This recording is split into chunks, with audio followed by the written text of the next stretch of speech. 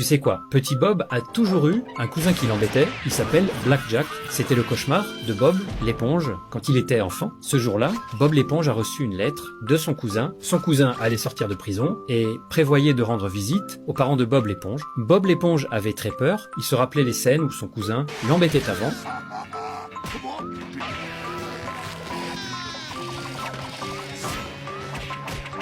Maintenant que Black Jack a fini de purger sa peine, il doit être devenu encore plus féroce. Bob l'éponge s'inquiétait pour ses parents, il a immédiatement fait ses bagages et est parti. Il a couru jusqu'à chez ses parents et la maison était déjà recouverte de bâches en plastique, la porte était couverte de bandes de scellés. Il a pris son courage à deux mains et a ouvert la grande porte. Il a vu par terre la photo de famille, brisée, puis il s'est dirigé vers l'armoire. Il y avait un petit mot à l'intérieur. Black Jack disait qu'il allait rendre visite à grand-mère. Bob l'éponge a couru immédiatement chez grand-mère. Dès qu'il a ouvert la porte, il a découvert sur la table un biscuit en forme d'humain tout brûlé. Il a cru que Black Jack avait transformé grand-mère en biscuit. Bob l'éponge a décidé de demander de l'aide à son grand-oncle, mais il s'est retrouvé à faire du travail gratuit. Enfin, le soir arriva, le grand-oncle comptait aider Bob l'éponge, la voiture venait de démarrer, puis s'est arrêtée. Il s'avère que Black Jack habitait juste à côté. Bob l'éponge s'apprêtait à frapper à la porte, mais il avait de plus en plus peur. À ce moment-là, il a entendu la voix de ses parents dans la maison. Bob l'éponge a vaincu sa peur et s'est précipité à l'intérieur.